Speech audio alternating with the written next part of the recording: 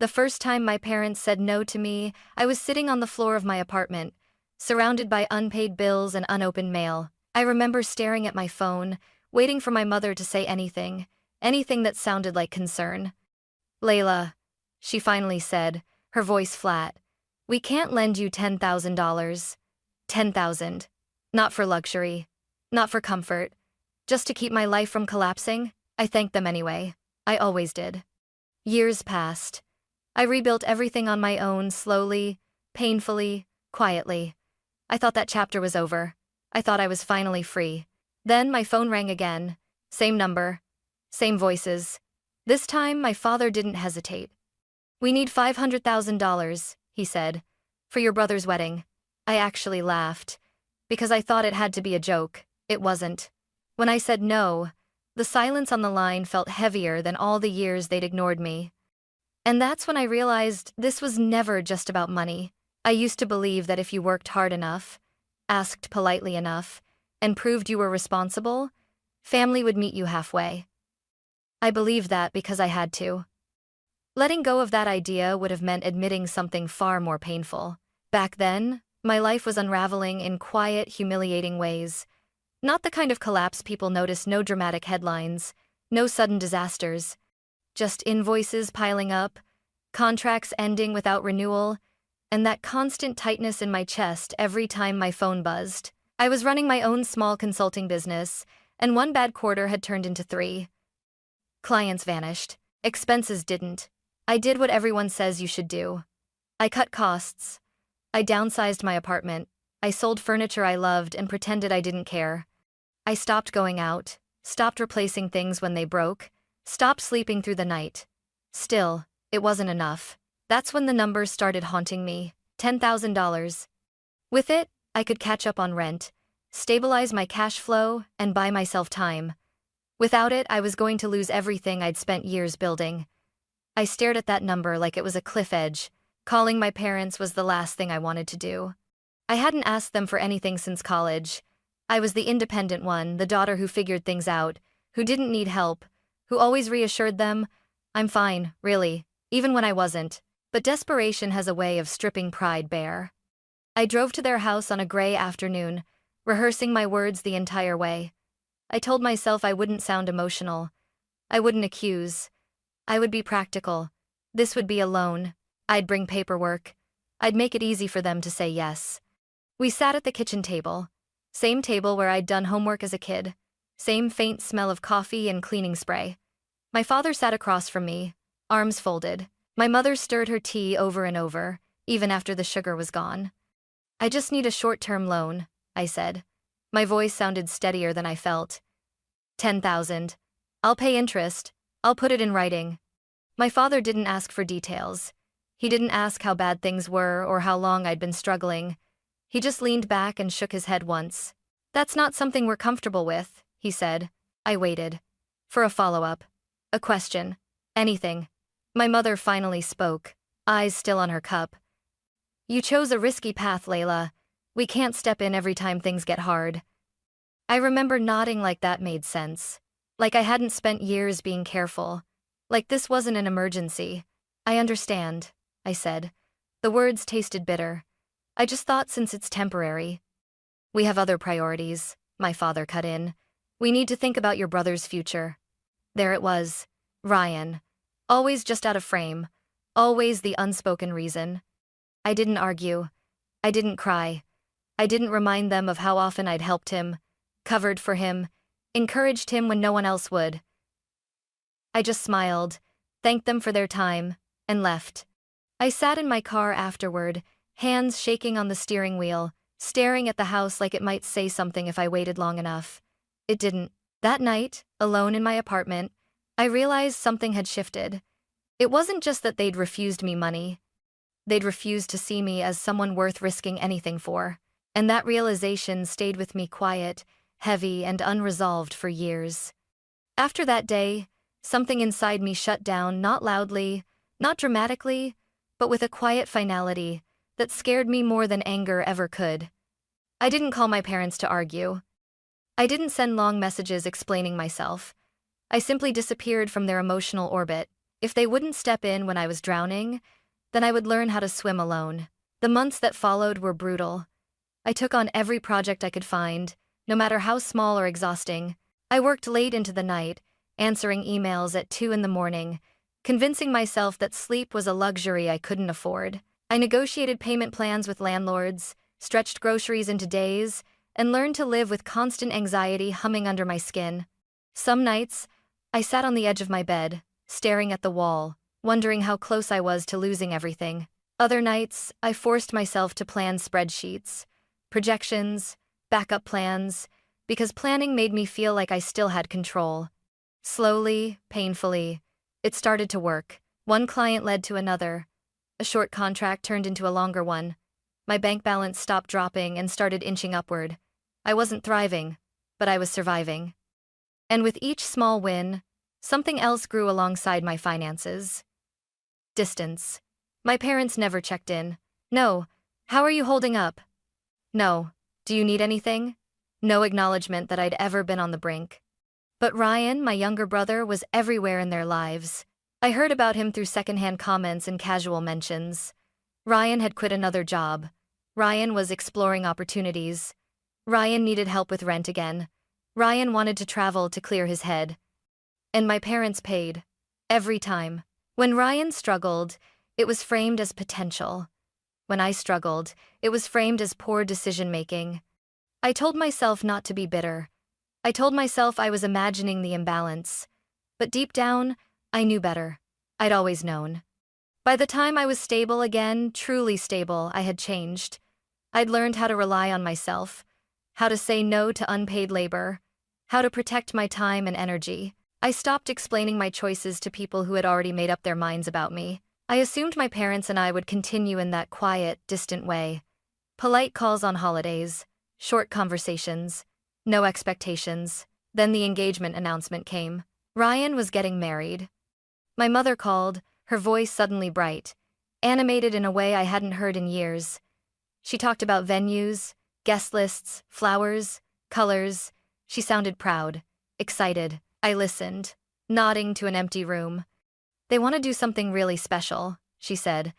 Madison's family has certain standards. That word made my stomach tighten. Standards. A few weeks later, my father called. Not to ask how I was. Not to congratulate me on my recent success. Not even to reconnect. Layla, he said, skipping any greeting. We need to discuss your contribution to the wedding. I remember leaning back in my chair, already uneasy. My contribution? Yes, he said matter-of-factly. $500,000. I thought I'd misheard him. I'm sorry, how much? 500, he repeated. It's important we present ourselves properly. Ryan can't fall short compared to Madison's family. I felt something cold spread through my chest. You refused to lend me 10,000, I said slowly. When I was desperate. That was different. My mother snapped from the background. Different. Because I was the wrong child. Because my crisis wasn't worth the risk. Because my survival had never been the priority. I won't do it, I said, my voice calm in a way that surprised even me. I'm not paying for this. The silence that followed was thick, loaded. My father spoke last. If you don't support your brother, he said, then don't expect to be treated like family. The call ended. I stared at my phone, hands steady, heart racing. For the first time, I didn't feel crushed. I felt clear. Because now I understood. The distance I'd built wasn't something to fix. It was something that had saved me. I thought saying no would end it. I was wrong. The pressure didn't come all at once. It seeped in from every direction, subtle at first, almost polite. My aunt left a voicemail that started with concern and ended with disappointment. A cousin sent a long text about family unity and how weddings were once-in-a-lifetime moments. Even an old family friend messaged me on social media, reminding me how much my parents had sacrificed for us growing up. No one asked how I felt. No one mentioned the $10,000. No one acknowledged the years I'd spent rebuilding my life without help. The message was always the same, just dressed up differently. Be the bigger person. Ryan reached out last. Layla, he wrote. I didn't expect this from you. I stared at the screen for a long time before replying. What did you expect? That's when he called. His voice was tight, wounded. Do you know how this makes me look? Madison's family is covering so much already. Mom and Dad are under pressure. So am I said quietly. This isn't about you, he snapped. This is my wedding. I closed my eyes. When I asked for $10,000 to keep my life from collapsing, that wasn't about me either. It was about survival. He went silent. Then he sighed. Like I was the problem. You've always been dramatic. That word dramatic landed harder than I expected. It was the same word my parents used whenever I expressed discomfort, whenever I pushed back, whenever I didn't quietly absorb disappointment. I'm not dramatic, I said. I'm setting a boundary. He laughed bitterly. That's just a nice way of saying you don't care. I ended the call. Over the next week, the tone shifted. Politeness gave way to accusation. My parents sent messages questioning my character, my gratitude, my loyalty. My mother wrote, "We didn't raise you to be this cold." My father warned, "Actions have consequences." I didn't respond. Instead, I started documenting everything: screenshots, timestamps, notes. Not because I wanted a fight, but because something in their words felt different this time. Sharper. More insistent. Like they believed pressure would eventually force compliance. At night, I replayed old memories I'd tried to forget. The way my achievements were acknowledged with nods, while Ryan's smallest wins were celebrated. The times I was told to understand because I was older. Stronger. More capable. I realized then that this wasn't about a wedding. It was about control. For years, I'd been useful when I was quiet and accommodating. The moment I said no, truly no, I became a problem to be corrected. The wedding date crept closer, and with it, the tension. I knew they expected me to break, to show up with a check and a forced smile. But something had changed. I wasn't desperate anymore, and I wasn't alone in my own head. For the first time, I wasn't asking myself how to keep the peace. I was asking myself how far I was willing to let them go, and whether I was finally ready to let them face the answer. By the time the invitations went out, I had learned something important. No amount of explaining would ever be enough for people who were determined not to understand you. My parents stopped hinting and started demanding. My mother called one afternoon while I was working. I almost didn't answer, but a small part of me still hoped ridiculously that she might say something different this time. "Layla," she began, her voice strained. "Your father and I are under incredible stress." I stayed silent. "You know how people talk," she continued. "Madison's family is watching everything, every detail. If we fall short, it reflects on all of us." "All of you," I corrected calmly. "Not me." There was a sharp intake of breath. "How can you say that? You're Ryan's sister." "I'm also the daughter you refused to help when I was desperate," I replied. My voice didn't shake. That surprised me. She lowered her tone, switching tactics. "We raised you. We sacrificed so much. Is this how you repay us?" I closed my eyes for a moment. This was the script I'd known my whole life: gratitude used like a leash. "I'm grateful," I said, "but gratitude isn't a blank check." She didn't respond right away. Then, quietly, she said, "If you don't contribute, don't come to the wedding." There it was, the line in the sand. "Okay," I answered. The word landed heavier than any argument. That night, my father sent a message that was colder than anything he'd said before. "You're making a choice you can't undo." I read it once, then placed my phone face down on the table. For the first time, I didn't feel the urge to defend myself. I didn't draft responses in my head. I didn't rehearse conversations that would never happen. Instead, I felt a strange sense of relief. I realized that all my life, I'd been trying to earn a place that should have been mine by default. I'd softened my words, minimized my needs, and swallowed resentment just to stay connected. But connection built on fear wasn't connection at all. It was compliance. And I was done complying. I didn't know yet how far my parents would go. I didn't know what lines they were willing to cross. But I knew one thing with absolute clarity. If I kept explaining myself, they would keep believing I owed them something. So I stopped. And in that silence, I finally heard my own voice, steady, clear, and no longer asking for permission. I didn't plan on going to the wedding. For weeks, I told myself there was no reason to put my body in a room my spirit had already left. But the closer the date came, the more I felt a strange pull, not obligation, not hope, but the need for closure. I didn't want my absence to become another story they could twist. I wanted to stand there, see the truth clearly, and walk away on my own terms. So, I went. The venue looked like something out of a magazine.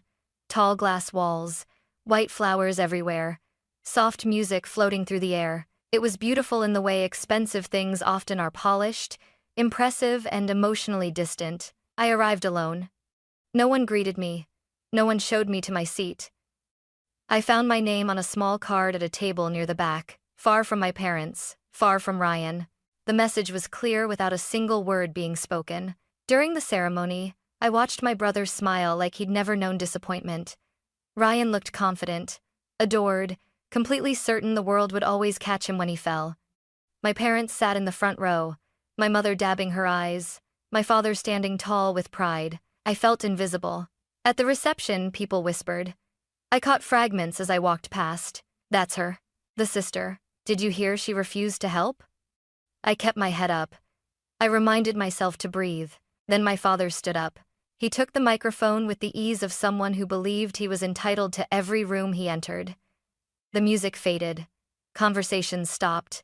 Glasses were set down. I want to thank everyone who helped make today possible, he began, smiling broadly. Family is everything. My stomach tightened. He paused, scanning the room slowly, deliberately until his eyes landed on me. It's unfortunate, he continued, his tone shifting just enough, that not everyone understands what family responsibility means. A murmur rippled through the crowd. Some people, he said, forget their roots when they become successful. They turn their backs when they're needed most. Every eye turned toward me. My heart pounded so loudly I was sure people could hear it.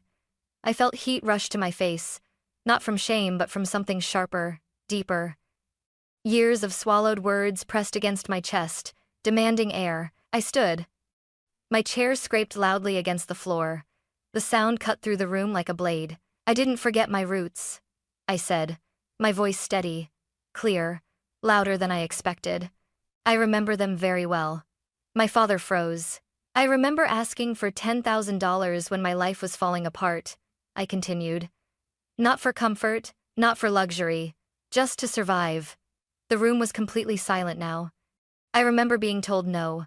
I remember being told I was a risk. And I remember rebuilding my life alone. My mother's face went pale. So don't stand here, I said, meeting my father's eyes, and rewrite history because I refuse to be used. Ryan stared at the floor. I'm not selfish, I finished. I'm done sacrificing myself to make everyone else comfortable. No one clapped. No one moved. I didn't wait for a response. I turned and walked out. Each step felt surreal, like my body was moving before my mind could catch up. The cool night air hit my face as I stepped outside, and for the first time that day, I could breathe. My hands were shaking. My chest hurt. But beneath it all, there was something else, something unfamiliar, relief, because in that moment, in front of everyone who had judged me in silence, I had finally told the truth out loud, and there was no going back. I thought walking out of the wedding would be the end of it. I was wrong again. 2 days later, my office receptionist buzzed my phone. Layla, your parents are here. I felt my stomach drop. They didn't have an appointment, she added quietly. They said it's urgent. I stood up slowly. Please ask them to leave.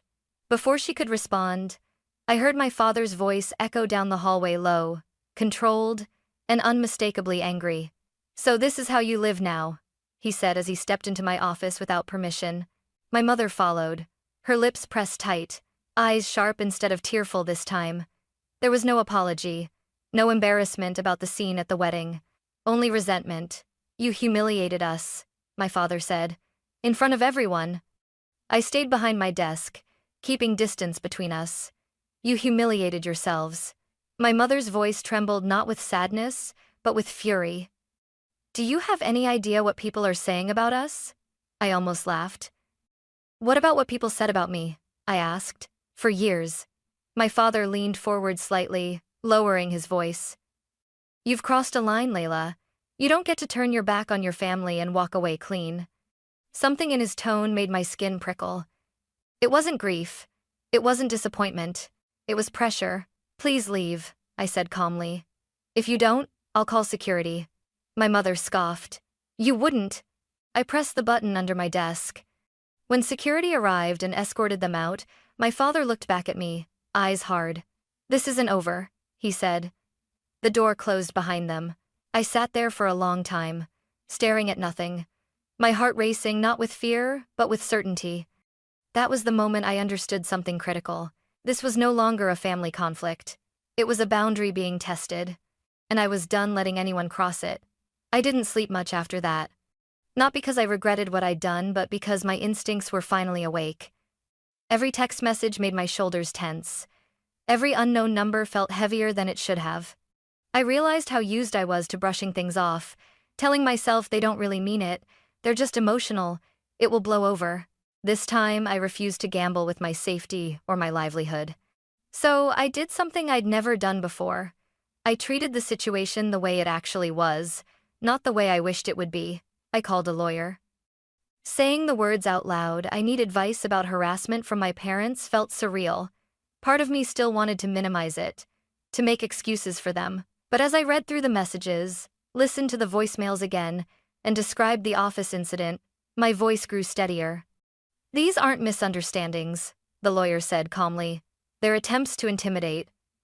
That sentence settled something in my chest. With her guidance, I started documenting everything properly.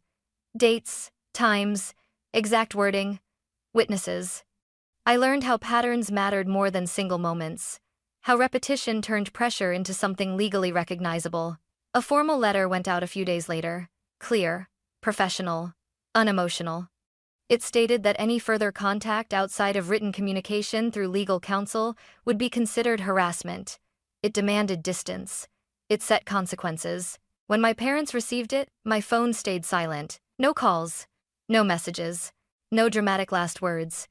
Just silence. And for the first time in months, the quiet didn't feel threatening, it felt protective. I didn't celebrate. I didn't feel triumphant. What I felt was something much deeper and harder earned. Control. Not over them, but over my own life. I understood then that boundaries only work when they're enforced, and love that requires self-destruction isn't love at all. I had taken the conflict out of the family system, where emotions ruled, and placed it in reality, where rules existed. And in that shift, I finally felt safe enough to breathe. People like to say that walking away is the easy choice. It isn't. Walking away means letting go of the version of your parents you kept hoping they would become. It means accepting that love, when tied to conditions and threats, isn't something you can fix by trying harder. After the letter went out, weeks passed, then months. No apologies came, no attempts at reconciliation. And in that silence, something unexpected happened. I stopped waiting. I focused on my work. I rebuilt my routines. I surrounded myself with people who didn't flinch when I said no, who didn't treat my boundaries like a personal attack. I slept better. I laughed more. I stopped replaying old conversations in my head, wondering what I should have said differently. For the first time, my life felt calm, not because everything was perfect, but because nothing was constantly threatening to collapse. I still think about my parents sometimes, about Ryan, about the wedding I walked out of and the family I stepped away from.